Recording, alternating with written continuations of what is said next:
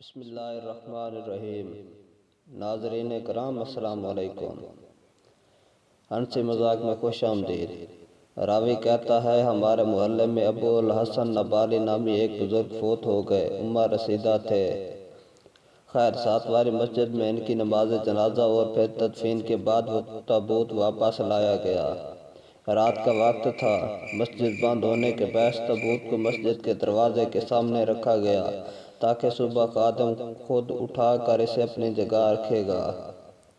رات کوئی 3:30 بجے کا ٹائم ہوگا کہ ایک شخص مسجد آیا۔ مسجد کا دروازہ بند تھا۔ وہ شخص کچھ دیر انتظار کرتا رہا۔ سردیوں کے دن تھے، اسے سردی لگ گئی۔ اس نے تابوت کھولا اور اندر سو گیا۔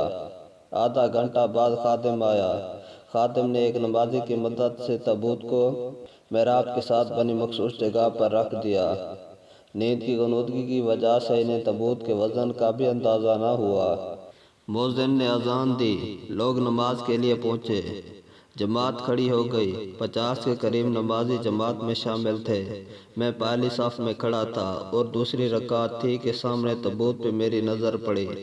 عجب خوفناک منظر دیکھا کہ تابوت ہل رہا ہے۔ میرے جسم میں سنسنی خیز ایک لہر دوڑ اٹھی۔ میں نے آنکھیں بند کر لی۔ تابوت بدستور ہل رہا تھا، شاید میت کا ہیولہ کھڑا ہو۔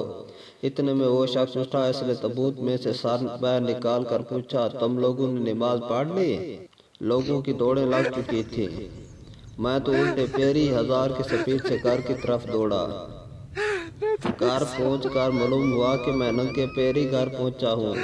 امام صاحب تو پہلے ہی بے ہوش ہو کر زمین پر گر پڑے تھے۔ کچھ لوگ دوڑتے ہوئے دیواروں سے ٹکرانے کی وجہ سے گرے ہوئے تھے۔ کچھ میری طرح ننگے پیر بھاگ رہے تھے۔ کچھ وضو خانوں کے پاس پھسل کر گرے تھے۔ سب اندھا دھند بھاگ رہے تھے۔ جو شخص تابوت میں تھا وہ پیچھے سے دوڑ رہا تھا اور پوچھ رہا تھا، اوئے مینوں وی تے دسو ہویا کی ہے؟